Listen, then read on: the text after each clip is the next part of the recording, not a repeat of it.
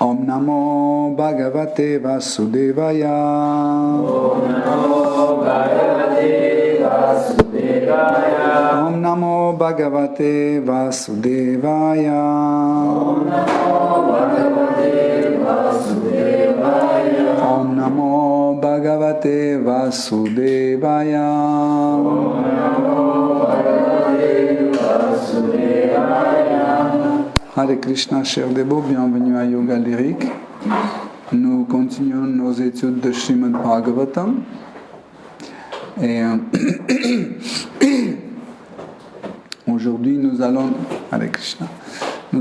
reprendre notre étude de 4e chant, 24e chapitre, à partir de verset 64. Srishtam sva shaktyedam anupravishtash chaturvidam puram atmam shakena atho vidustam purusham santam antar punktesh rishai kair mathu saragam yaha. La traduction. Seigneur bien-aimé, après avoir créé par l'intermédiaire de tes propres énergies, tu pénètres au sein de la création sous 4 aspects. Du fait que tu es dans le cœur des êtres vivants, tu les connais et tu sais comment ils goûtent le plaisir des sens. Le prétendu bonheur qu'offre la création matérielle est en tout point semblable au plaisir qu'éprouve l'abeille lorsqu'elle goûte au miel qui a été recueilli dans les rayons. Donné porté par Bhaktivedanta Swami Srila Prabhupada. La manifestation cosmique matérielle est une démonstration de l'énergie externe de Dieu, la personne suprême. Mais, comme la matière inerte ne peut agir de façon indépendante, le Seigneur lui-même pénètre au sein de la création matérielle sous la forme d'une émanation partielle de lui-même, le Paramatma, ainsi que par l'intermédiaire des parcelles de sa personne que sont les âmes distinctes.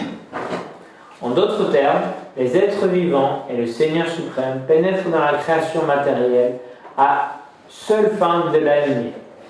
Comme l'enseigne la Bhagavad Gita, chapitre 7, verset 5, Aparayam itastvanyam prakritim vidhi me param jivabhutam mahabaho yayedam dharyate jagat.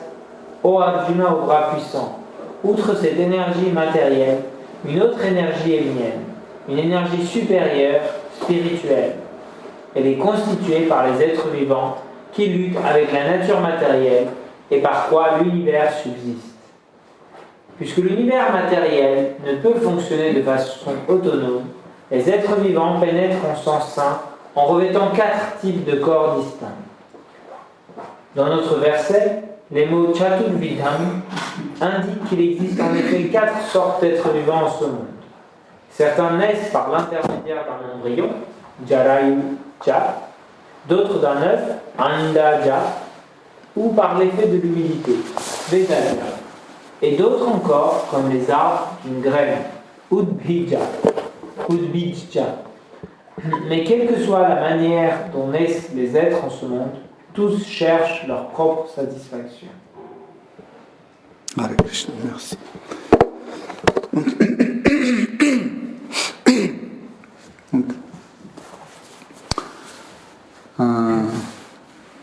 Les études de Srimad Bhagavatam aident à une personne d'atteindre le but de la vie humaine. Donc, le but de la vie humaine, c'est retrouver l'amour qui est originellement et dans le cœur de chaque être vivant, mais qui n'est pas manifesté.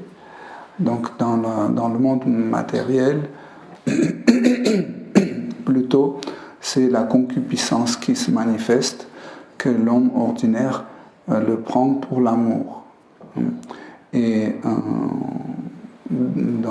au fur et à mesure, par l'expérience, il voit qu'en fait, c'est pas quelque chose de vrai, parce que c'est temporaire, et avec la joie, l'homme reçoit en même temps la souffrance.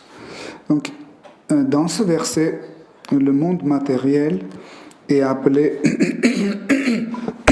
Srishtam.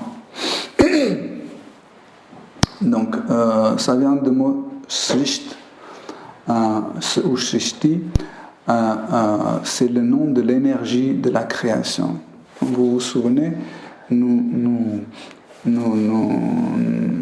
avons étudié en fait les énergies créatives et on a dit qu'il y a deux énergies qui participent à la création. Donc, l'idée, il y a une énergie qui s'appelle Kriya Shakti qui donne l'idée, le concept de la création, et Srishti Shakti, c'est l'énergie qui est directement appliquée dans la création même. Par exemple, j'ai eu dans ma tête, grâce à Srishti Shakti, j'ai l'idée d'une voiture, okay? Donc quelle couleur, quelle taille, quelle forme, etc. Tout ça, c'est conçu à travers Kriya Shakti. Mais après, quand je commence à appliquer, en fait, prendre les trucs, mettre ensemble, etc., ça, c'est Srishti Shakti, l'énergie de la deuxième énergie de la création. Donc, en fait, si on prend par la succession, d'abord, en fait, nous avons cette idée par Srishti Shakti qui se manifeste, et par la suite, en fait, quand on passe à l'action, c'est Kriya Shakti, et après, par l'action, on utilise Srishti Shakti. Donc, et ce monde est Srishtam, ça veut dire créer. Si on traduit en direct, Srishtam, ça veut dire ce qui est créé. Donc ça veut dire ce monde matériel est créé. Okay? Vous pouvez dire, dans ce cas-là, le monde spirituel aussi est créé. Non. On utilise un autre mot pour définir le monde spirituel. Le monde spirituel n'est pas créé, le monde spirituel est manifesté. Quelle est la différence entre manifester et créer? Quand on utilise le verbe créer, créer, ça veut dire il y a quelque chose qui n'existait pas et on l'a créé. Okay? Tandis que manifester, ça veut dire il y a quelque chose qui existe mais qui n'est pas accessible à mes yeux, à mes sens, okay? Et un jour ça devient accessible. Quand ça devient accessible, ça veut dire cette chose est manifestée. Ça veut dire cette chose a déjà existé, okay? Et elle s'est manifestée.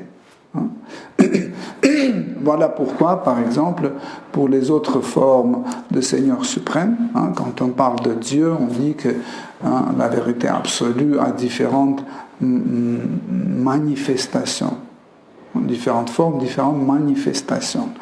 On ne dit pas qu'il a créé telle forme de soi-même, il a créé telle forme de soi-même, non.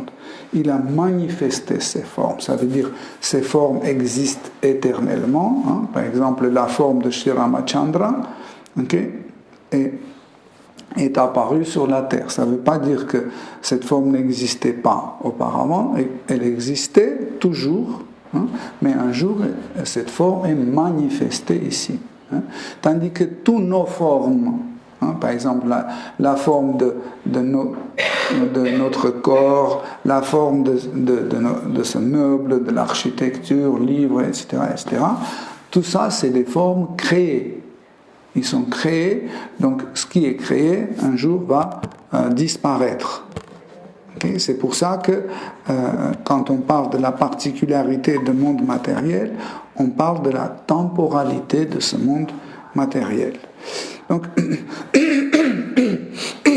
Donc, Seigneur Shiva, en s'adressant ces paroles à Krishna, il dit que tu crées ce monde matériel à travers de tes propres énergies. Donc nous avons cité tout à l'heure deux types d'énergies qui sont utilisées pendant la création, mais avant Kriya Shakti, il y a une autre énergie qui s'appelle Icha Shakti, l'énergie de désir. Tant qu'on n'a pas désiré quelque chose, on ne va pas avoir l'idée de la création. Pour créer quelque chose, il faut le désir. Par exemple, on a un désir qui nous amène dans la cuisine et on commence à créer un gâteau. Si on n'a pas cette idée, ce désir, l'idée ne va pas apparaître. Okay? Donc, nous devons comprendre qu'en fait, Icha Shakti, l'énergie de désir ou l'énergie de vouloir, c'est une énergie importante qui est par elle-même, c'est un impulse. Okay? C'est un impulse pour la création. C'est ça qui, en général, c'est le désir qui pousse l'être à agir. Même quand on dit c'est les trois énergies du monde matériel, la passion, l'ignorance et la vertu qui nous poussent à agir dans ce monde matériel, n'est-ce pas? Mais comment, d'abord, ces énergies, en nous affectant, ces trois énergies font naître un désir. Okay? Par exemple, je suis sous l'influence de Rajas, donc cette influence de Rajas, en fait apparaître un désir. Si c'est Tamas qui m'influence, le désir sera différent. Si c'est Sattva qui m'influence, le désir sera encore différent. Okay? Donc ça dépend par quoi je suis influencé. Donc, et ces énergies, en fait, comme on a dit, vous voyez, ces trois énergies citées, Rajas, Tamas et Sattva, ces trois énergies participent à la création de ce monde matériel. Pourquoi? Nous avons parlé de ça vendredi dernier. On a dit que cette énergie matérielle, elle est inerte. Elle est inerte, ça veut dire elle manifeste aucune initiative. Okay? Elle est autosatisfaite, elle ne veut rien faire, rien entreprendre, rien créer, rien manifester. Pour qu'il y ait une chose manifestée ou créée à travers cette énergie, il faut quelque chose, une intervention de l'extérieur. Il faut qu'une autre énergie importante vienne et touche l'énergie matérielle. Ce qui est important à savoir aussi, nous avons compris que l'énergie matérielle commence à être agitée quand l'énergie de désir, Icha Shakti, rentre en contact avec l'énergie matérielle. Mais il y a un mais, c'est que l'énergie matérielle est énorme. Si vous pouvez imaginer déjà en fait la taille de Terre, notre globe Terre, c'est énorme. Imaginez tout cet univers. Et cet univers n'est pas un seul univers, il y a des univers. Et tout cela est créé à travers l'énergie matérielle. Nous pouvons comprendre à quel point l'énergie matérielle est énorme. Okay? Et nous pouvons agir sur cette énergie avec notre Icha Shakti qui est sous notre disponibilité. Mais nous pouvons, dans notre disposition, nous avons Icha Shakti à notre taille. Parce que Atma, notre identité, Atma, c'est une petite particule de Krishna, très petite.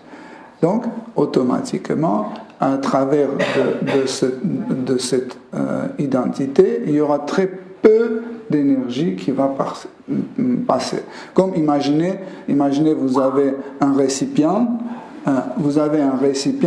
et il y a des différents trous. Il y a un gros trou, un petit trou, un moyen trou, et il y a tout petit trou. En fait, ce petit trou, c'est nous.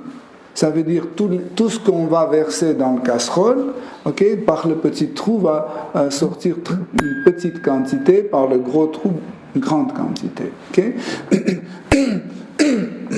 C'est pour ça que les êtres vivants, les âmes, ne peuvent pas faire agir le monde matériel. Pour cela, le premier qui envoie ses désirs, c'est Krishna. Un gros trou, on peut dire comme ça, à travers laquelle cette énergie passe à une grande quantité. Donc l'énergie de Krishna en fait est très puissante et en fait quantitativement il peut passer à travers son identité parce qu'il est l'absolu, il est la source de toute l'énergie. Donc en fait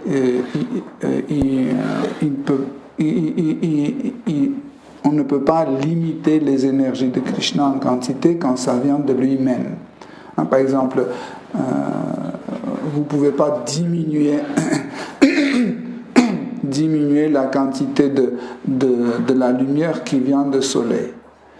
Pour diminuer, il faut changer le soleil. Okay?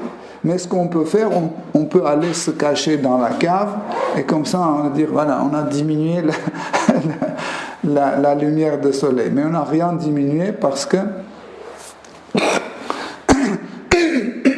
la lumière est toujours la même, c'est nous qui se cachons de la lumière. Donc comme ça, en fait, cette énergie de désir de créer en fait ce monde matériel, Krishna envoie et l'énergie matérielle commence à bouillir, on peut dire. Comme quand l'eau vous mettez sur le feu, au départ l'eau est calme, et après il y a des petits... ça commence à être agité. Okay? C'est exactement la même chose à peu près qui se passe. Et après, en deuxième, pour avoir la forme de cet univers et la forme des êtres vivants, Krishna envoie en fait les êtres vivants, la désir des êtres vivants, à travers leur conscience, il envoie dans ce monde matériel. Et quand en fait la conscience d'un être vivant qui porte le désir de l'être vivant rentre en contact avec l'énergie matérielle prend ses formes. Okay? L'énergie matérielle prend ces formes-là. Par exemple, pour avoir un chien, okay, il faut avoir la conscience et le désir d'être un chien. Et en fait, ça rentre en contact avec l'énergie matérielle et l'énergie matérielle prend la forme d'un chien ou d'un chat ou d'une rose ou autre. Okay? Bon, on peut en fait expliquer ça d'une façon beaucoup plus sophistiquée, plus en détail, mais c'est pas notre vraiment sujet. Juste je donne une idée comment en fait ça se passe et pourquoi ce monde matériel est appelé Srishtam ou créé. Okay? Donc ensuite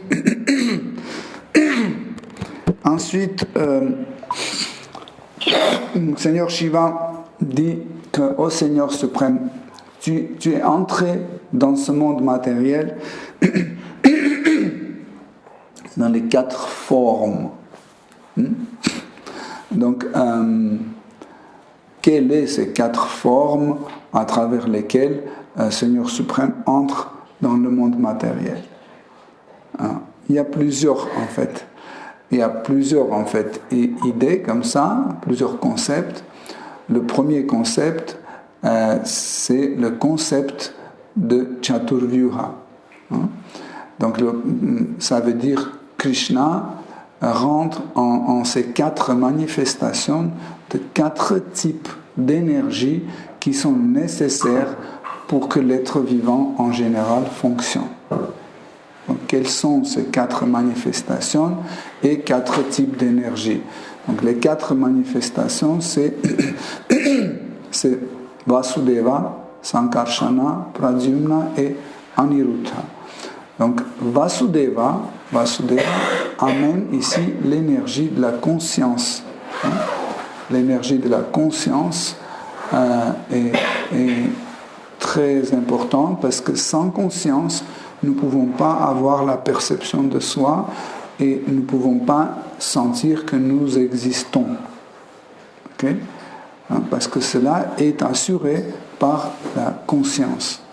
Donc, deuxième énergie, en fait, qui est ramenée dans ce monde matériel à travers Sankarsana, la deuxième manifestation dans Chaturvyuha, c'est Sankarsana, c'est qui amène dans ce monde matériel l'idée de l'ego, de faux ego. En général de l'ego, mais dans notre cas de faux ego. Mais de l'ego. Qu'est-ce que ça veut dire ego? Ego, c'est en fait cette énergie, quand cette énergie est en contact avec l'âme, nous nous sentons différents des autres. Incroyable, non? C'est grâce à cette énergie nous distinguons des autres et des autres choses. Grâce à cette énergie que Seigneur Sankarsana nous donne, nous nous sentons différents de la table, différents des autres êtres vivants, etc. Mais aussi grâce à cette énergie, à la même énergie, nous pensons, nous nous sentons identiques avec ce corps. Comme on expliquait la dernière fois, deux extrémités, vous vous souvenez? Pareil, oui, achintya, on disait, pareil, avec la même énergie, en fait, avec la même énergie de ego, nous nous identifions avec ce corps ou avec nos affaires ou avec notre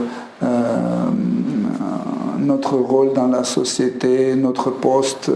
Par exemple, je m'identifie avec le PDG parce que je suis PDG d'une entreprise, ou je m'identifie comme un père des enfants ou le mari d'une femme, etc.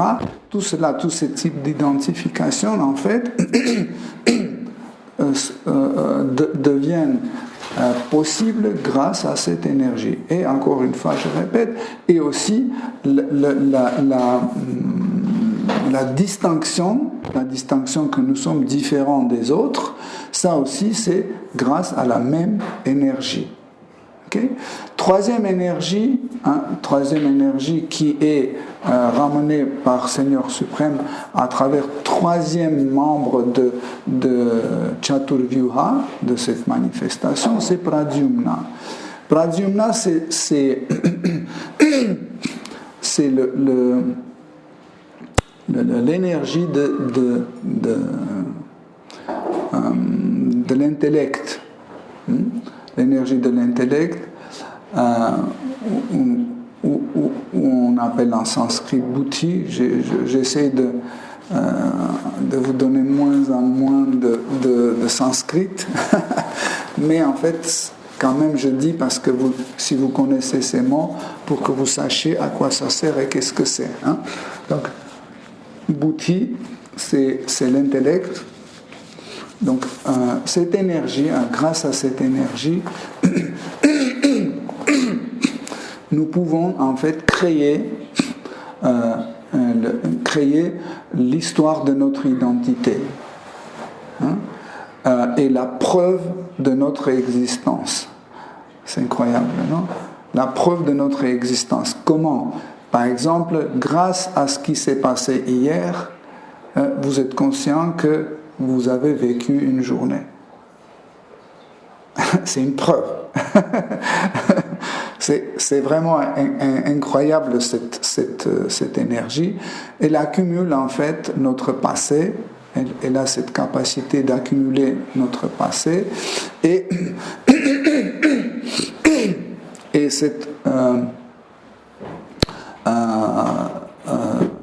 ce passé, en fait, ce passé est accessible, est accessible pour nous, pour qu'on puisse utiliser la connaissance de ce passé. En fait, le buddhi, l'intellect, a la capacité d'accumuler pas seulement la connaissance sur des choses, pas seulement la description de ce qui s'est passé, mais aussi l'intellect a cette faculté d'enregistrer chaque instant émotionnel. Par exemple, je suis en train de manger une glace, c'est enregistré comme fait factuel. Okay? C'est comme factuel, comme un fait, et enregistré comme factuel. Hein? Tu comprends mémoire, c'est ça? Oui, c'est comme une mémoire, c'est enregistré factuellement. Okay? J'ai mangé une glace. Okay? Mais quand je mangeais cette glace, il y avait un goût de vanille, goût sucré, etc. Cela aussi est enregistré, mais pas comme factuel, mais comme émotionnel. Okay? C'est vraiment un phénomène extraordinaire, un buddhi. Okay? Et ainsi que, en fait, l'énergie donnée par Pradyumna, buddhi, est aussi la base ou le support pour l'impulse de désir. En fait, qu'est-ce qui se passe? Je vais vous décrire comment on peut avoir le désir, en fait, et pourquoi c'est important d'avoir buddhi, l'intellect. C'est vraiment important. Regardez, par exemple, je prends de nouveau le même exemple de la glace. Ok? Regardez. En fait, je rentre dans Franprix et je vois la boîte avec la glace Magnum au chocolat blanc. Dès que je la vois, en fait, les yeux saisissent cette image, il envoie dans mon intellect. Et le mental commence à feuilleter en vitesse tout mon intellect. Immédiatement, il tombe sur cette glace-là, okay, et commence à me donner l'information qui était enregistrée, factuelle et émotionnelle. Okay? Factuelle que j'ai déjà mangé, donc je peux, c'est pas interdit, hein? Il n'y a pas de viande dedans, donc je peux, j'ai la permission. Okay? Mais juste la permission, c'est pas suffisant pour acheter cette glace. Okay? Il y a aussi l'élément émotionnel qui a été enregistré, que c'était très très bon. Vous voyez? En fait, ces deux choses, hein, très bonnes et j'ai le droit de manger la glace au chocolat blanc, tout de suite ça manifeste un impulse, un désir de vouloir cette glace. C'est pour ça qu'en fait, le buddhi, l'intellect, est aussi une plateforme d'apparition des impulses comme désir. Ok? Donc, et quatrième shakti, ou quatrième type d'énergie est ramené dans ce monde, et où on peut dire introduit dans ce monde à travers Aniruddha. Donc vous avez compris qu'en fait, si ces quatre manifestations de Dieu n'amènent pas ces énergies, il n'introduit pas dans ce monde matériel, rien ne peut être créé, rien ne se passe. Okay? Donc, et cette énergie introduite par Aniruddha, c'est l'énergie de mental. Parce que mental aussi, c'est une énergie importante, manasa, très important pour que ce monde fonctionne. En fait, cette énergie, on peut l'appeler aussi efficiente. Efficiente, si je ne me trompe pas en français, ça veut dire ce qui agit, qui manifeste un effet, efficiente. Donc, si on n'a pas cette énergie mentale, rien ne se passe. Nous pouvons ni bouger, ni réfléchir, ni marcher, ni manger, rien ne se passe si on n'a pas le mental. Donc pour cela, en fait, cette énergie joue un rôle d'un élément efficient qui fait bouger en fait cette énergie matérielle et en général pour que les choses se passent. Tant que le mental n'a pas donné son accord, tant que le mental n'a pas donné son accord, les sens ne vont pas agir. Les sens ne vont pas agir. Mais au-dessus du mental se trouve l'intellect. Et ce qui est permis ou pas permis est écrit dans notre intellect.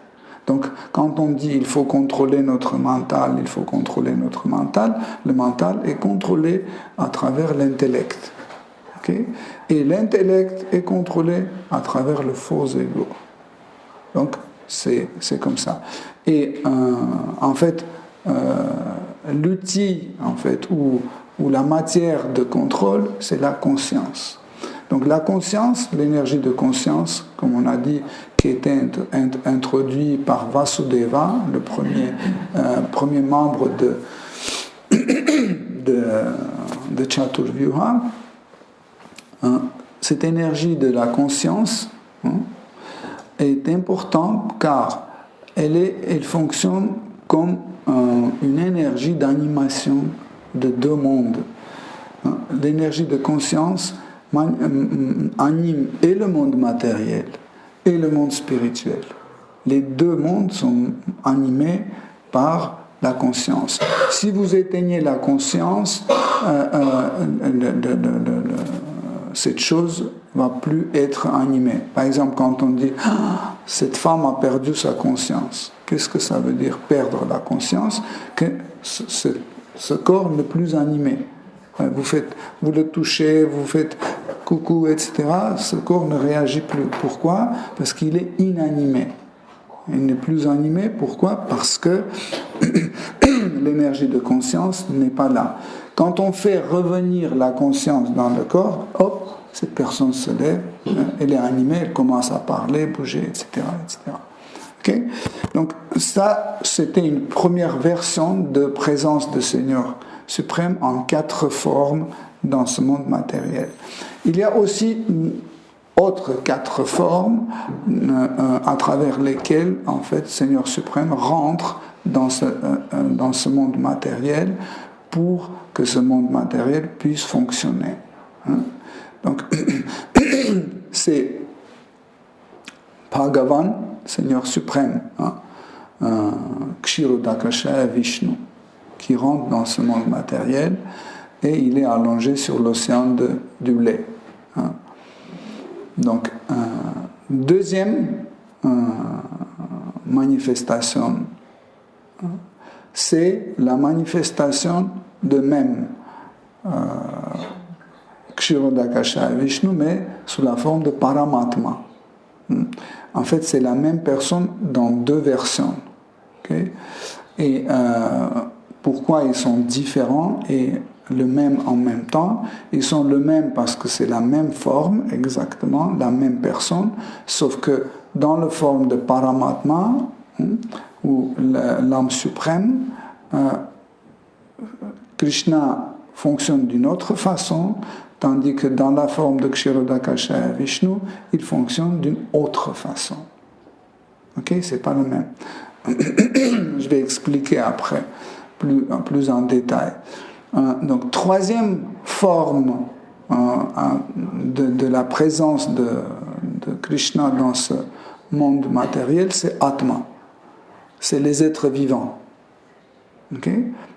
Vous connaissez qu'Atma, c'est une particule de Krishna. Ça veut dire que Krishna rentre dans ce monde matériel sur ces aspects maximal comme Seigneur suprême et minimal comme l'être vivant, comme une âme. Okay? Donc nous sommes une manifestation de Krishna dans ce monde matériel. Donc, et la troisième forme, c'est Kala, c'est le temps, qui est aussi une autre manifestation de Krishna. Donc, si on partage en deux, les deux, la première partie, ça sera Seigneur suprême, Ksharodakasha Vishnu, qui est un Purusha Avatara, le jouisseur. Okay? Un Purusha veut dire jouisseur. Et Atma, qui se prennent pour un jouisseur. Parce que qu'est-ce qu'une âme fait dans ce monde matériel? Elle prétend d'être un jouisseur, n'est-ce pas? Il mange la même glace et dit waouh, c'est moi, j'ai mérité ça, c'est moi qui ai eu cette glace, ou va en vacances, je suis jouisseur, etc. Et puis hop, il y a la pluie qui arrive et la jouissance s'arrête. Donc, et deux autres, comme Paramatma, l'âme suprême, et le temps, ils font le rôle de contrôleur. Tous les deux font le rôle de contrôleur. Donc vous savez que, comme chez le Prabhupada, dans l'exemple des Upanishads, où il est décrit que l'âme est l'âme suprême, l'âme individuelle et l'âme suprême, comme deux oiseaux qui sont sur une branche d'un arbre, et un oiseau qui est en train de goûter les fruits de cet arbre et l'autre juste regarde et contrôle. Donc c'est intéressant pour comprendre en fait le rôle de Paramatma, parce que Paramatma est aussi un Purusha. On ne peut pas priver en fait l'aspect de jouissance de Paramatma, parce que Paramatma est aussi Seigneur suprême. Mais en fait, où est la jouissance? C'est que Paramatma est dans une situation comme nous quand on est devant la télé.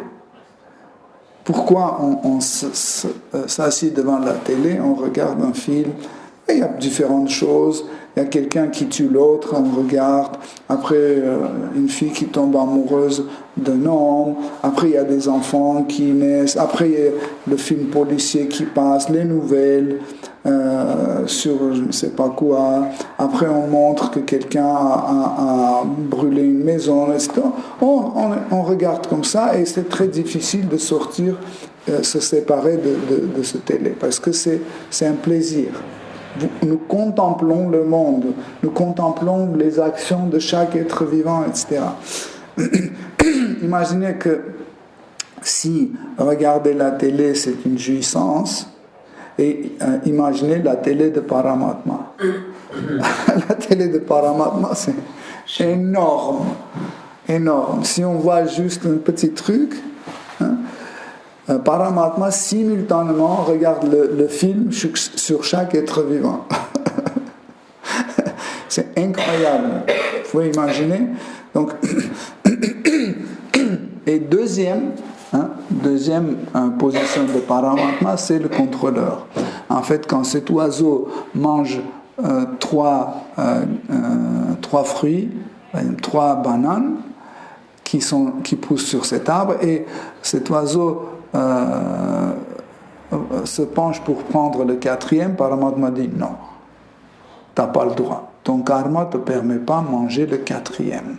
Donc même si cet oiseau fait des efforts, etc., Paramatma fait de telle sorte que cette banane est pourrie, ou elle tombe par terre, ou un singe arrive, rattrape et part comme ça. En fait, cet oiseau ne peut pas prendre le 4e banane. Donc c'est aussi une des positions de Paramatma. Donc le temps aussi, c'est une manifestation de Seigneur suprême. Vous devez ça lire dans Srimad Bhagavatam, dans plusieurs versets, c'est écrit Krishna vient sous la forme de temps, c'est la manifestation de Krishna, etc. Donc en fait, c'est une manifestation extraordinaire qui est aussi dans la catégorie de contrôleur. En fait, ce monde matériel est aussi contrôlé par le temps. Donc c'est pas seulement Paramatma et le temps qui est utilisé pour contrôler le monde. Par exemple, les 3 gunas d'énergie matérielle, ignorance, passion et la vertu, sont utilisés aussi pour contrôler ce monde. Krishna les utilise, mais ils ne sont pas introduits dans ce monde. En fait, les 3 gunas ne sont pas introduits. Par exemple, le temps est introduit dans ce monde. Krishna vient sous la forme de temps dans ce monde matériel. Okay? Cette énergie est introduite dans le monde matériel. Parce que tant que en fait, Krishna ne vient pas dans ce monde matériel, il ne jette pas son regard sur Brahman impersonnel. En fait, le temps, en fait, ici, n'est pas présent. Ok? N'est pas présent. C'est Krishna qui introduit le temps dans ce monde matériel. Mais les 3 gunas, ce sont les qualités d'énergie matérielle qui sont dans le monde matériel. Elles ne sont pas introduites. Ok? Compréhensible? Okay? Donc, comment Krishna contrôle à travers les gunas, nous avons déjà expliqué plusieurs fois. C'est qu'il augmente Rajas, il baisse Tamas, il baisse Sattva, il augmente le Tamas, comme ça. Et le mot guna aussi veut dire les cordes. Vous voyez, les marionnettes, on les commande par les cordes. On tire comme ça, on fait comme ça, on tire l'autre, on bouge comme ça. C'est pour ça que les gunas aussi sont appelés les cordes, ignorance, passion et la vertu, ce sont des cordes sur lesquelles Krishna tire et nous bougeons à droite, à gauche, nous faisons ceci, cela, on pense, etc. etc. Mais le temps, comme un outil de contrôle, il est un peu différent. En fait, Krishna accorde certaines quantités de temps à chaque être vivant ou à chaque événement. Et quand le temps s'arrête, cette chose s'arrête aussi.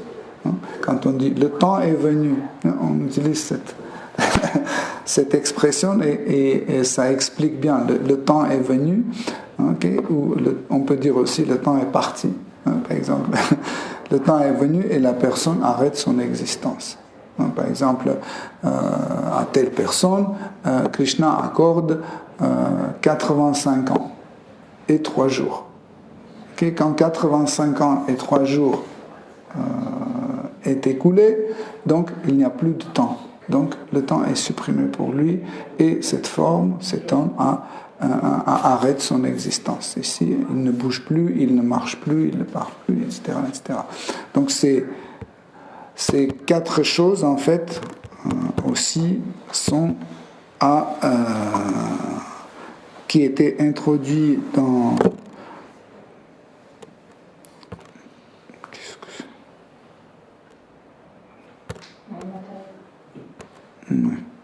Voilà.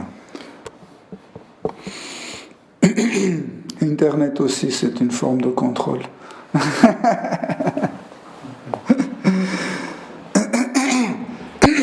Ensuite, Seigneur Shiva dit que ô Seigneur, tu es présent dans le cœur de chaque être vivant. Comment il faut comprendre que Krishna est présent dans le cœur d'être vivant? En fait, souvent quand on lit cette phrase, nous imaginons le cœur d'un être vivant et Krishna qui est à l'intérieur, assis, et il est là, il regarde tout, etc. etc. Mais en fait, le cœur est l'ensemble de tous nos sens. Quand on utilise le mot cœur, cela veut dire l'ensemble de tous nos sens. Si quelque chose est dans notre cœur, ça veut dire que cette chose est présente dans tous nos sens. Par exemple, quand on dit Krishna est dans notre cœur, cela veut dire Krishna est dans mes pensées, dans mon intellect, dans mon identité. Krishna est présent dans mes yeux, Krishna est présent dans mes oreilles, dans mon nez, dans ma bouche. Il est partout présent. C'est ça qui veut dire il est dans notre cœur. Comme l'exemple, hier on a eu cet épisode où Rukmini a donné le lait chaud, très chaud, à Srimati Radharani. Elle a bu ce lait qui était très très chaud et elle a brûlé en fait les pieds pareils au lotus qui étaient dans le cœur de Srimati Radharani. Oui? Donc, pourquoi? Parce qu'en fait, les pieds pareils au lotus de Krishna sont présents et dans les yeux de Radharani, et dans les oreilles, et dans ses pensées. Dans ses pensées. Okay? Et quand par exemple on boit, on voit que c'est chaud, ça passe à travers nos pensées, ça passe avec la langue, et tout cela fait partie du cœur. Et dans le cœur, il y avait les pieds pareils au lotus de Shri Krishna qui étaient brûlés. Donc, comme ça, en fait, comme ça, Krishna est toujours au courant de ce qui se passe. Par exemple, quand on regarde quelque chose en temps réel, Krishna voit tout. Quand on écoute quelque chose, Krishna en temps réel écoute la même chose. Quand on est en train de manger, on sent un goût sucré, salé ou acide ou autre, Krishna ressent exactement la même acidité, la même degré de sucré, etc. Mais Krishna, il prend en fait, il sent à quel degré nous sentons telle ou telle chose. Par exemple, le degré de la chaleur de notre boisson, Krishna sent, mais il peut revivre et à notre degré et à son degré. Okay? Pour, en fait, nous, par exemple, ce boisson est très très chaud. Okay? Donc Krishna revit en fait à nos degrés de cette chaleur. Mais aussi, il le ressent à son degré. Pour lui, c'est ni chaud ni froid. Okay? Comme par exemple, si vous avez une petite épine qui rentre dans votre doigt, ça fait mal, vous souffrez, etc., etc. Mais si la même épine rentre dans le pied d'un éléphant, ça ne fait rien. Okay? C'est 2 degrés de perception des choses. Donc, et Paramatma, chez Krishna qui est dans le cœur de chaque être vivant, elle ressent cet événement à 2 types de degrés, à notre degré et à sa degré. Ou son degré. Son degré. Voilà. Ok? Voilà.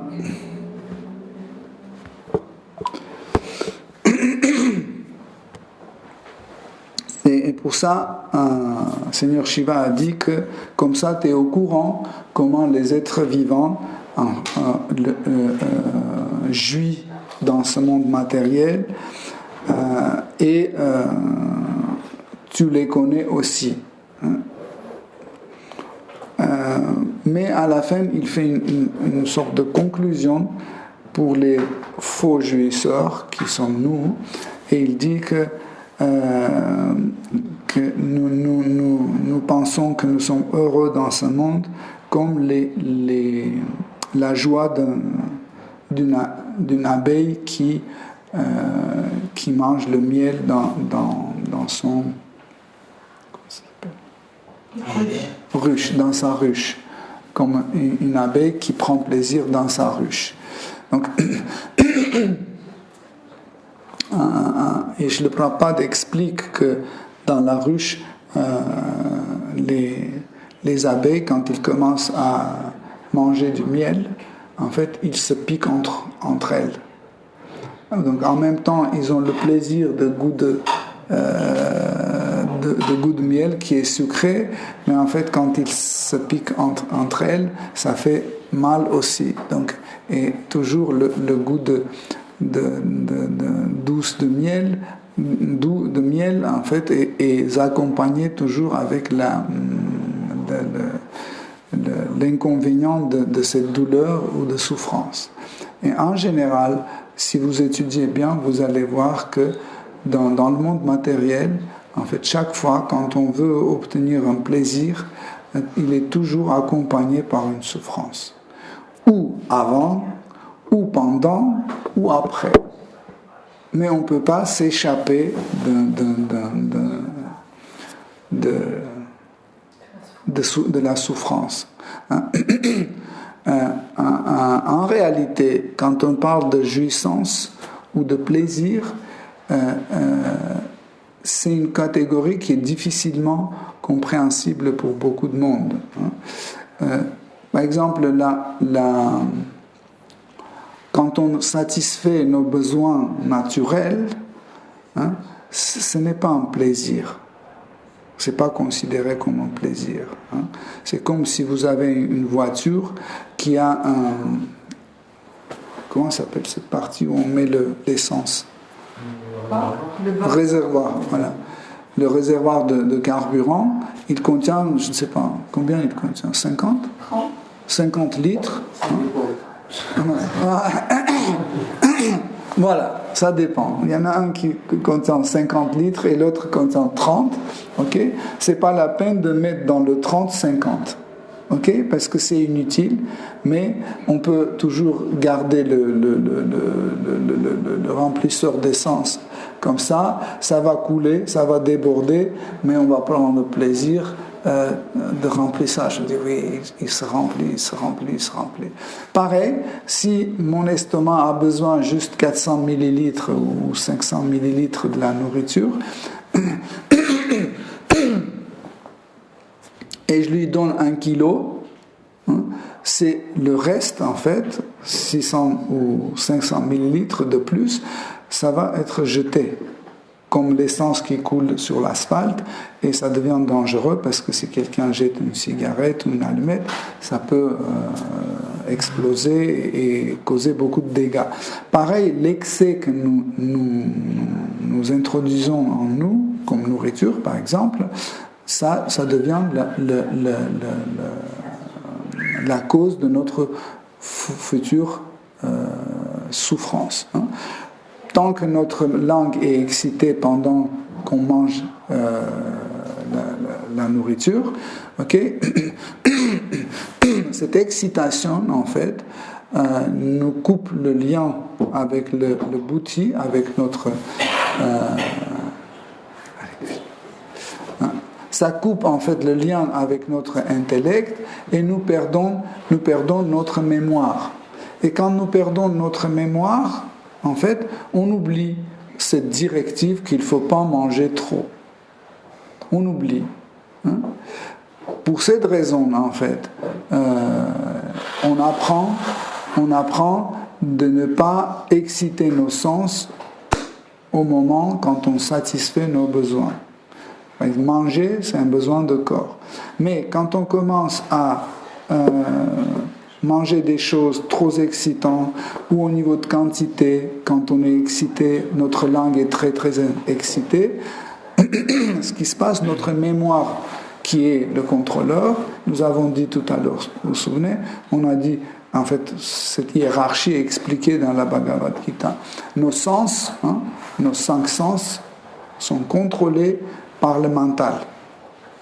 Le mental est contrôlé par l'intellect. L'intellect est contrôlé par le faux ego. Okay? Mais quand celui qui est contrôleur de notre mental, le lien est coupé, okay? Ça veut dire la mémoire est perdue, donc nous ne pouvons pas contrôler notre langue et on mange beaucoup plus, et après, en fait, il y a une souffrance qui arrive, on a mal à l'estomac, on fait un gastro, il y a des calculs dans les vésicules biliaires, plus de poids, les boutons qui sortent, etc. etc. En fait, pourquoi j'ai donné cet exemple? Pour que nous comprenions que,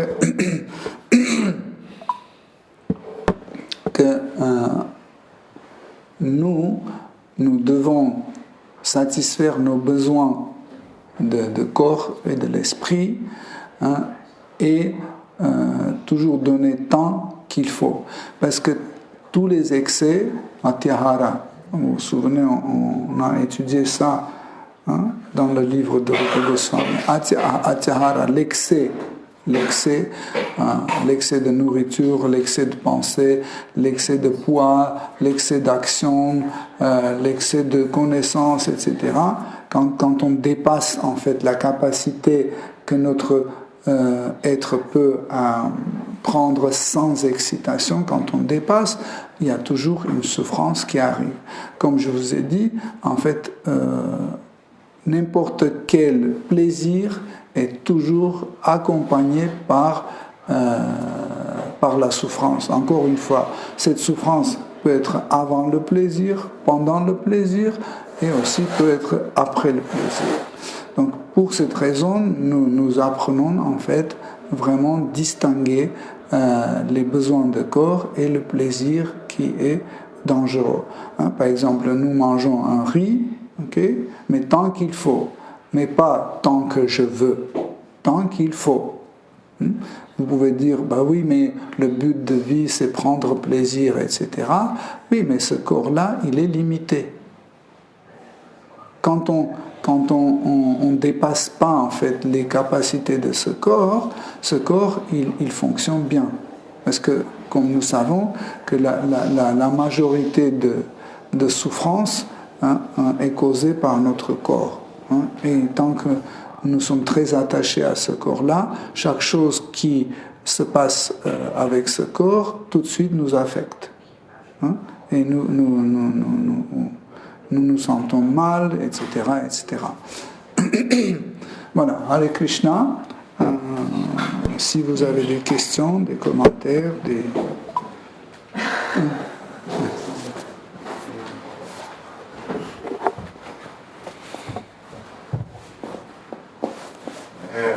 Vous avez expliqué 4 énergies. La troisième énergie, c'est notre intellect.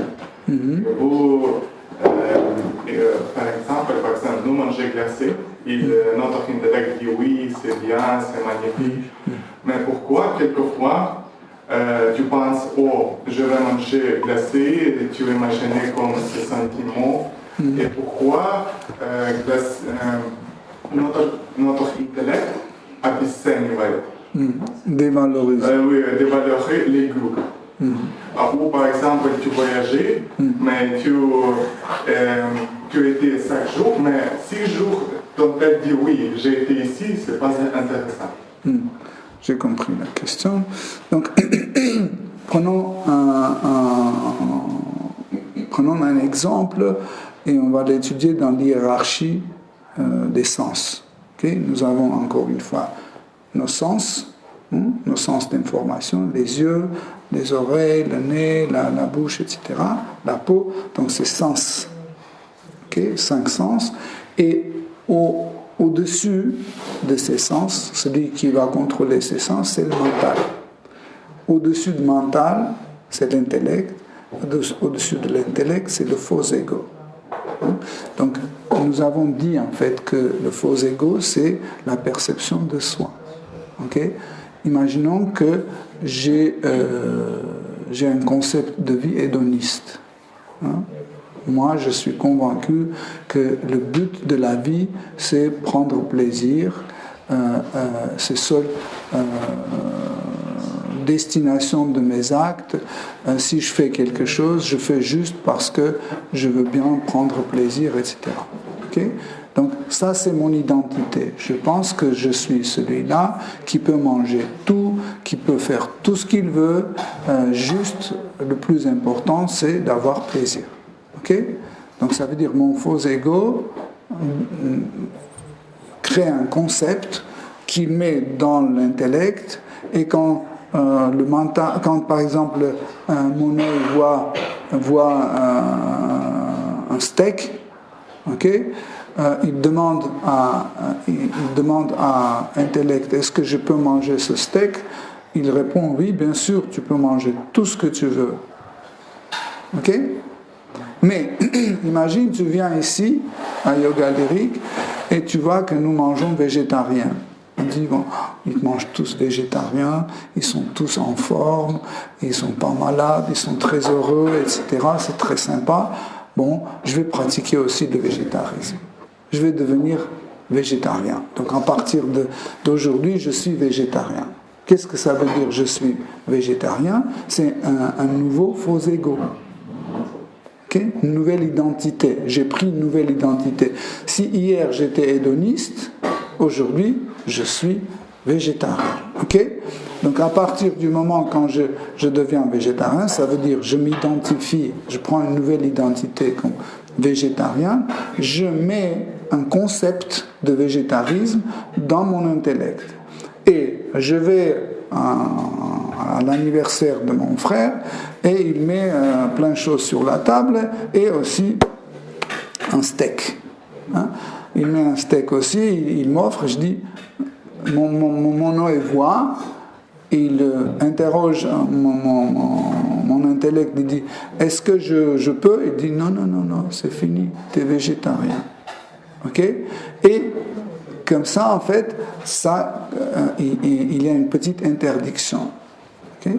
L'interdiction ne peut pas vraiment dévaloriser tant que tu n'as pas développé un autre goût. Si tu commences en rejetant tout ce qui est carnivore, tout ce qui est obtenu à travers la violence, tu commences à rejeter, petit à petit, tu commences à développer un nouveau goût. Tu commences à développer un nouveau goût, ok? Et ce nouveau goût qui te plaît plus commence à dévaloriser le goût précédent. Ok?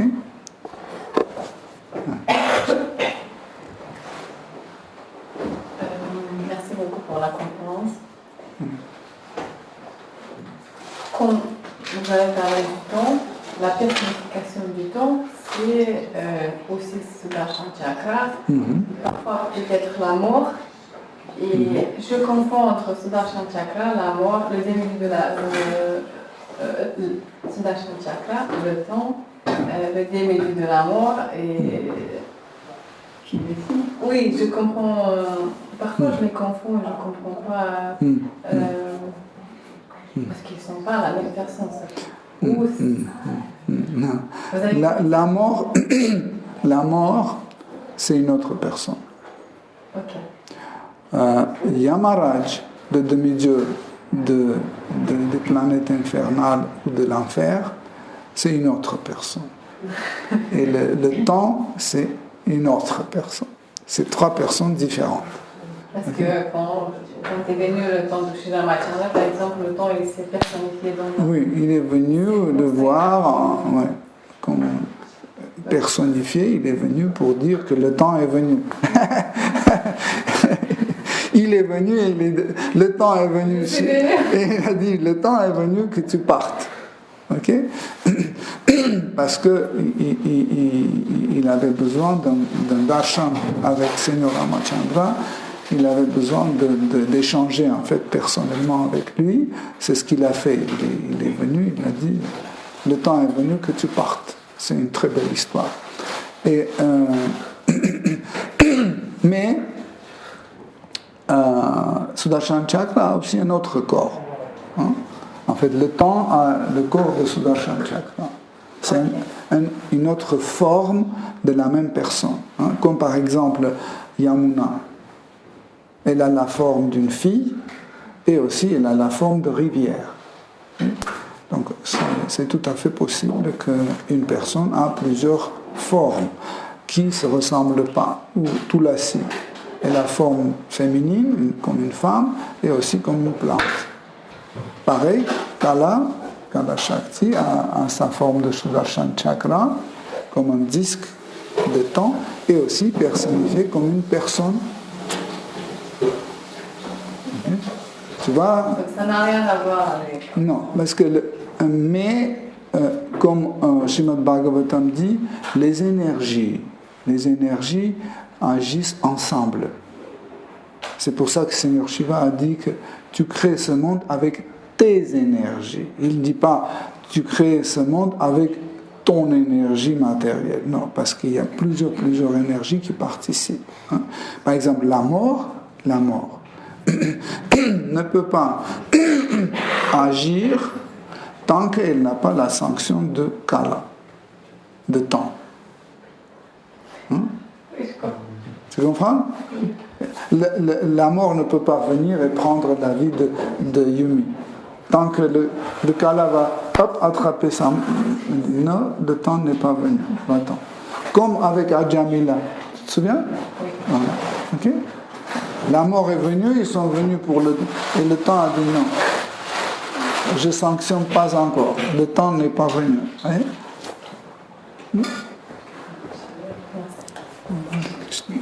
Si vous avez d'autres questions.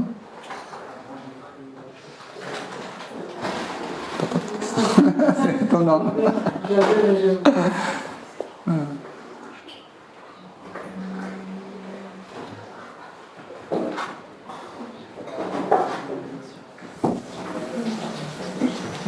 J'ai laissé beaucoup de temps pour vos questions. Quand il a peu de temps, il a beaucoup de questions. Oui. Il a beaucoup de temps. Pas forcément les questions liées à ce sujet. Hein. Oui, mais Tu peux sortir tes questions. j'avais une question. Vendredi soir, j'avais une question. Oui, c'est vrai. Oui.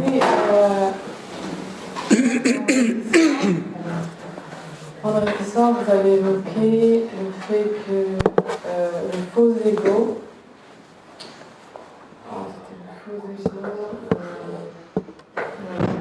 Ah oui, c'est le faux ego, c'est tout ce qui n'est pas, tout ce qui nous retient à la vie matérielle, les désirs matériels. Quand on n'a plus de désirs matériels liés à ce monde et que nos désirs sont complètement tournés vers Krishna, alors le faux ego se dissout, disparaît, n'est-ce pas?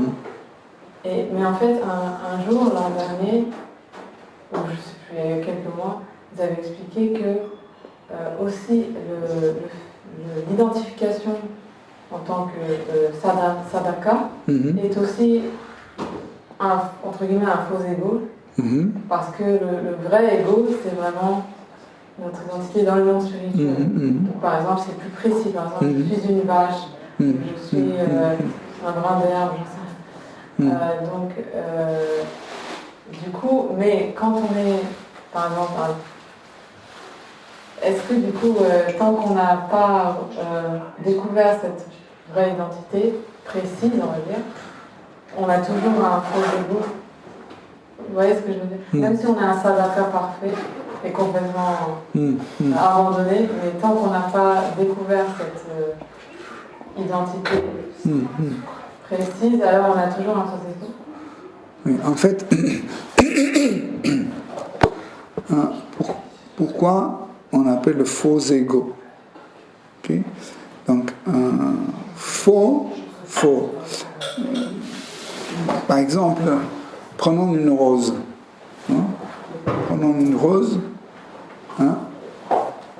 Elle est authentique, elle n'est pas fausse. Pourquoi? Parce que quand je la touche, elle a une matière. Quand je la presse, il y a de l'eau qui sort. Quand je le sens, il y a l'odeur de la rose, etc., etc. Donc, elle est authentique. Elle n'est pas fausse. Prenons une fausse rose. Une fausse rose en plastique, par exemple. Je la prends, j'appuie, c'est dur. Donc, elle n'a pas cette qualité d'une vraie rose. Je sens qu'il n'y a pas d'odeur. Hein. J'essaie de déchirer sa feuille, ça ne se déchire pas parce que c'est plastique. Okay? Donc, elle ne manifeste pas les qualités ou les critères d'une vraie rose authentique. Mais elle est une rose. Elle ressemble à ce qu'elle n'est pas. Et pareil, quand on dit faux ego, je ressemble à ce que je ne suis pas. Je ressemble, mais je ne suis pas ce qui je suis. Je ne suis pas ce que je suis en réalité. C'est pour ça qu'on appelle faux ego. Okay? Le vrai ego désire d'avoir l'association avec Krishna. Et le faux ego, on voit, non? Tant qu'on est dans l'idée de faux ego, on n'a pas ce désir d'avoir l'association avec Krishna. Okay? Maintenant, prenons l'autre moment de ta question. Quand on a dit qu'en fait, on peut changer et prendre la meilleure version de faux ego. Par exemple, l'ego d'un sagraka ou d'un bhakta. Okay? Je ne suis pas...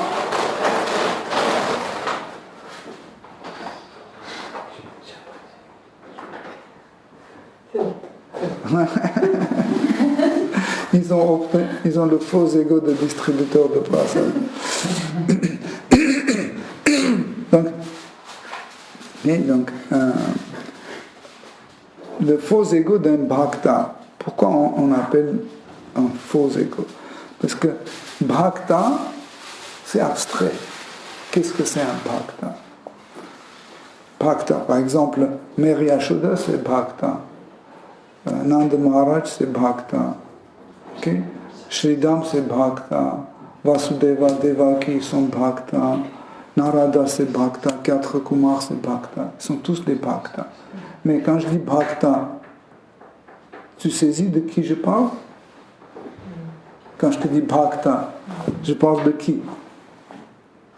Tu comprends? C'est pas encore une identité, tu vois? C'est pas une identité précise, tu vois? Mais quand je dis Nanda Maharaj, tu sais tout de suite de qui je parle, n'est-ce pas? C'est précis, c'est une identité de quelqu'un. Tu comprends? C'est pour ça que quand on prend en fait le faux ego d'un bhakta, donc qu'est-ce que ça veut dire prendre le faux ego d'un bhakta? C'est agir comme un bhakta. Un bhakta ne mange pas les produits de violence. Nous ne mangeons pas les produits de violence. Un bhakta chante Hare Krishna mantra, je chante. Okay? Un bhakta sert les dévots de Krishna, je sers les dévots de Krishna. Un bhakta étudie la Bhagavad Gita et Srimad Bhagavatam, j'étudie le Srimad Bhagavatam. Tu comprends? Ça veut dire, je ressemble à un bhakta, mais je ne suis pas encore un bhakta. Pourquoi? Pourquoi je ne suis pas un bhakta? Parce que je n'ai pas cette attraction envers Krishna. Je ne sais pas qui est Krishna pour moi. Je ne sais pas. Ok? Donc je ne manifeste pas les critères d'un vrai bhakta. Ok? Mais, en fait, un faux ego d'un bhakta, ça m'amène vers le bhakti, vers la dévotion. Pourquoi? Parce que c'est la méthode, en fait, qui petit à petit change mes sens, comme on dit, purifie les sens. Ça purifie les sens, ça change les sens, et petit à petit, le faux ego est dissous. Il commence à disparaître. Pourquoi? Parce qu'il y a de vraies identifications. Ça veut dire, tu commences à avoir les sentiments, tes sentiments pour Krishna, qui sont identifiables. Ok? Je veux dire, ça, c'est une copine de Krishna. Pourquoi? Parce que tu commences à manifester des sentiments d'une copine de Krishna. Ok? Et quand on te force à faire quelque chose qu'une copine de Krishna ne ferait jamais, tu ne le fais pas. Ça veut dire maintenant, ce n'est pas ta fausse identité qui est manifestée, mais ta vraie identité qui est manifestée. En fait, la disparition de faux ego n'est pas brusque. La disparition de faux ego, c'est comme vous avez tous eu cette expérience quand vous êtes allongé sur la plage et vous regardez les nuages et il y a un petit nuage, tout petit nuage, vous le regardez petit à petit, il devient plus petit et hop, il disparaît. En fait, le faux ego aussi, il disparaît doucement, petit à petit, et hop, il disparaît complètement. Comme ça. Ça veut dire, c'est pas, encore une fois, c'est pas un passage brusque comme on peut. Ça veut pas dire que c'est impossible d'avoir un passage brusque. C'est possible aussi. Par la miséricorde de Krishna, tout est possible. Par exemple, Shri Chaitanya Mahaprabhu pouvait venir nous en prendre dans ses bras serrés et le faux ego a disparu. C'est possible aussi. Tout est possible pour Krishna, mais dans la règle générale, en fait, la disparition de faux ego se passe d'une façon progressive. Petit à petit, on commence à perdre certaines choses de faux ego, de fausses identifications, mais cela se passe souvent grâce à sadhana bhakti, grâce aux règles et prescriptions de bhakti, mais on ne peut pas exclure aussi que quelqu'un qui ne fait pas sadhana bhakti, il reçoit le résultat de sadhana bhakti directement par la miséricorde de Krishna ou de son dévot. Par exemple, vous rencontrez un dévot extraordinaire comme Srila Prabhupada ou comme Madhavendra Puri et tout de suite vous transformez et vous commencez à chanter et crier Hare Krishna, etc. Même ça marche sur les animaux. Vous vous souvenez de l'histoire de Rasikananda? Je vais vous raconter ça. Ceux qui ne savent pas, il y avait un dévot extatique appelé Rasikananda. Et Rasikananda, il prêchait beaucoup. Dans les parties de l'Inde, il y avait beaucoup de musulmans. Et ça se passait vraiment d'une façon extraordinaire. Ils arrivaient et ils commençaient à parler de Krishna. Mais ils parlaient de Krishna de telle façon que Krishna devenait tout de suite très attirant. Et par centaines de personnes, les gens prenaient la conscience de Krishna. Ils devenaient les dévots de Krishna. Et parmi eux, il y avait beaucoup de musulmans. Et ça commençait à inquiéter les gouverneurs musulmans. Et ils ne voulaient pas que Rasikananda vienne là. Même, ils voulaient tuer Rasikananda, mais ils pensaient que si on tue Rasikananda, il y aura beaucoup de révoltes dans le pays, etc. Et les gouverneurs, ils ont fait une réunion, ils ont amené des sages.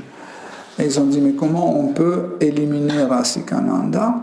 Et ils ont conseillé, ils ont dit, on peut faire un truc qui va marcher. On va écrire une lettre à Rasikananda et on va dire, tu dis que le saint nom, le nom de Krishna, peut tout faire, peut nous libérer de ce monde, etc. Viens dans notre village et montre, est-ce que c'est vrai, ou prouve, est-ce que c'est vrai ou c'est faux. Nous avons, dans notre village, nous avons un éléphant enragé, qui casse tout sur son chemin, viens et dis-lui le saint nom et qu'il se calme, qu'il se transforme. Dans ce cas-là, on va croire à la force de saint nom et que Krishna existe. Et ils ont dit, s'il ne répond pas, ça veut dire qu'il a eu peur, donc on a gagné. S'il arrive et il ne réussit pas, on a gagné aussi. Donc ils ont envoyé cette lettre à Rasikananda et Rasikananda est venu. Quand il est venu, il a dit, montrez-moi où est cet éléphant. Et en fait, à ce moment-là, l'éléphant était en train de casser une plantation de je ne sais pas, des légumes, etc. En pleine rage comme ça. Il a arraché des bananiers, etc. Et Rasikananda se dirigeait directement vers lui. De loin, quand cet éléphant a vu Rasikananda, il s'est assis comme ça, en extase. Il ne pouvait plus rien faire. Il a regardé comme ça. Il n'a pas bougé. Et Rasikananda s'est approché. Il a dit, t'as pas honte? Krishna t'a donné un corps pour que tu puisses le réaliser, pour le servir. Regarde ce que tu as fait. Est-ce qu'une particule de Krishna va faire ce genre de choses? Et cet éléphant s'est senti coupable et a commencé à pleurer. Il a commencé à pleurer, il s'est prosterné devant Rasikananda, et Rasikananda, sur son oreille, il a chanté Hare Krishna Mahamantra, et il a initié, il lui a donné un nom, Govinda Das. Et cet éléphant, de nouveau, il a rendu ses hommages et il est parti calmement. Et vous pouvez imaginer l'effet, combien de personnes est devenu dévot après cet événement extatique. Hein? Après, en fait, cet éléphant est devenu un dévot, il a aidé aux dévots, il défendait les dévots, etc. C'est quelqu'un de devenu extraordinaire.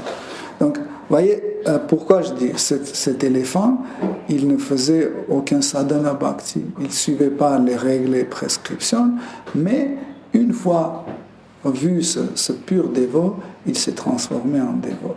Donc, mais il y a des gens qui deviennent dévots grâce à sadhana bhakti. Les deux voies sont authentiques, les deux voies sont possibles, tout dépend de nous. Mais les écrits sacrés disent que même sadhana bhakti dépend de miséricorde de Krishna. Pour qu'on puisse faire sadhana bhakti, même là, il faut la miséricorde de Krishna, sinon même sadhana bhakti ne va pas réussir tant qu'on n'a pas la miséricorde de Krishna. C'est pour ça que nous pouvons voir une personne qui pratique pendant 10 ans, 20 ans, 30 ans, il est toujours sur le même point. Okay? Pourquoi? Parce qu'il n'a pas reçu la miséricorde de Krishna. Sous différentes formes. Par exemple, il n'a pas trouvé un gourou authentique. Qu'est-ce que c'est un gourou authentique? C'est la miséricorde de Krishna. Il n'a pas eu. Mais on dit parfois que tout dépend de la volonté. De ce sadhaka, de celui qui veut atteindre Krishna. Est-ce que ce désir est la miséricorde de Krishna? En fait, quand quelqu'un désire avoir Krishna, c'est une miséricorde de Krishna. Mais quand on désire autre chose, c'est autre chose. Mais quand on a vraiment ce désir d'avoir Krishna, ce désir a absolument la cause de ce désir est Krishna. Par exemple, il y avait des gens qui ne connaissaient pas Krishna. Ils n'ont jamais vu Krishna, ils n'ont jamais entendu Krishna. Mais Krishna, par sa miséricorde, il a apparu devant cette personne ou ces personnes. Et tout de suite, ils sont transformés parce qu'il y a ce fort désir qui apparaît. Il y a différentes versions. Il y a différentes versions. Par exemple, c'est possible que nous avons déjà entendu le nom de Krishna dans une de nos vies précédentes. C'est pour ça que quand on a vu Krishna, ce désir est venu. Ou on a mangé un peu de prasad dans une de nos vies précédentes, même dans une kalpa précédente, on a mangé un peu de prasad, ou on a vu, même carrément on a vu du prasad, ou nous avons vu les dévots. C'est possible aussi. Juste, on a vu comment les dévots marchaient dans la rue. Tout est possible. L'autre jour, j'ai raconté à Atmarama un épisode dans lequel, chez le Vyasadeva, il dit un sage qui connaît les écrits sacrés, qui les a bien étudiés, il arrive à une conclusion que la piété, le péché et la spiritualité, ces trois choses sont très difficiles pour comprendre. Parce que nous, quand on parle d'un péché, tout de suite on sort nos compréhensions de péché, on dit c'est comme ça, c'est comme ça, c'est comme ça, c'est comme ça. Ou quand on parle de la piété, on dit « Oh, c'est comme ça, c'est comme ça ». Mais il y a des choses que nous ne connaissons pas. Hein. Pour cette raison, j'ai raconté une histoire. Bon, je vais raconter, on a le temps. Il y avait un roi qui était un très grand pécheur, vraiment horrible. Dans sa vie, il a tué 10 femmes enceintes, il a tué une centaine de brahmanas, il était cruel, pas possible. Dès qu'il voyait les dévots, il partait, il ne voulait même pas rester à côté des dévots. Et aussi, durant toute sa vie, en fait, il n'a jamais fait une bonne action. Donc la piété était zéro. Okay? Mais il était un roi, il faisait toujours ce qu'il voulait, etc. Et un jour, quand il était avec son ministre, il était dans la forêt, ce ministre, par jalousie, parce qu'il voulait prendre sa place, ce ministre l'a tué. Le roi. Oui, le ministre a tué le roi. Et le roi est tombé par terre. Quand le roi est tombé par terre, à ce moment-là, les servants de Yamaraj, les Yamadut, sont venus pour le prendre en enfer. Donc vous savez, ils ont des cordes spéciales comme ça, ils emboutent, ils retirent le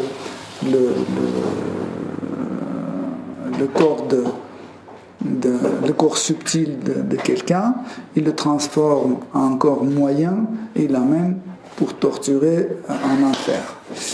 Donc, ils l'ont emmené en enfer et en fait le secrétaire et le conseiller de Yamaraj, Chitragupta, en fait, c'est lui qui en fait étudie le dossier de chaque pécheur. En parlant de langage d'aujourd'hui, il étudie le dossier de chaque pécheur et il fait un verdict. Qu'est-ce qu'on va faire? Quel type de souffrance il doit subir? Il a étudié, il a dit 0 acte pieux. 0. Il n'a fait que des péchés, des péchés, des péchés. Et il a mérité d'être jeté dans le gui bouillant, le beurre fondu bouillant. C'est très chaud. Très, très chaud. Et quand on l'a pris, et on a jeté dans cette huile bouillante, dès que son pied a touché l'huile a refroidi tout de suite. Tout immédiatement est refroidi. Chitragupta et Yamaraj, ils regardent, ils ne croient pas à ses yeux, ils disent mais impossible, pourquoi cette protection? Pourquoi il était épargné de cette souffrance? Et ils ont dit on a mal étudié le dossier. Ils ont repris le dossier. Ils ont regardé de plusieurs vies avant, ce qu'il avait fait, etc. Aucun acte pieux, rien. Ils ont dit c'est pas possible. Comment on pouvait se tromper? Mais normalement, il doit bouillir dans cette huile chaude. Mais pourquoi lui, il a refroidi? Et quand il se cassait la tête pour comprendre en fait pourquoi ça se passe comme ça, chez le Vyasadeva, il est venu, il a dit cette phrase justement. Il a dit, celui qui connaît bien les écrits sacrés, qui a bien étudié et a étudié les livres sacrés, il comprend que la piété, le péché et la spiritualité sont très difficiles à comprendre. Il a dit, comme ça, je vais vous dire pourquoi c'est passé comme ça. En fait, ce roi pécheur, quand il a tombé, en fait, il a tombé dans un endroit où il y avait une petite miette de Gopi Chandana, vous savez, avec laquelle on met la tilak, qui était de Dvaraka. Il a tombé dedans. Et quand il est tombé, il a tombé sur cette petite miette de Gopi Chandana. Et comme ça, en fait, il était libéré de ce monde matériel et tous ses péchés étaient pardonnés. Incroyable. Non? Et à ce moment-là, il y avait un Viman qui est venu. Viman, c'est un engin céleste qui l'a transporté directement sur la planète Vaikunta. C'est comme ça, en fait, nous quand on parle de certaines choses, on dit les règles générales, le principe général, etc., etc. Mais en réalité, il y a toujours des petits trucs, des petites choses que nous ne connaissons pas, comme dans la vie de ce roi pécheur qui a été libéré. Bon, nous pouvons penser, mais c'est injuste, il faut le punir. C'est quoi qui est mieux, qu'il souffre en enfer ou on a un dévot? Bien sûr que c'est mieux qu'il devienne un dévot qu'il continue à souffrir. C'est pour ça qu'en fait, il y a l'idée de pardon. En fait. Il y a l'idée de pardon et l'idée de pardon est toujours au-dessus de la justice. Avec Krishna. Ok, merci beaucoup pour votre attention. Shri Srimad Bhagavatam ki jai, Srila Prabhupada ki jai.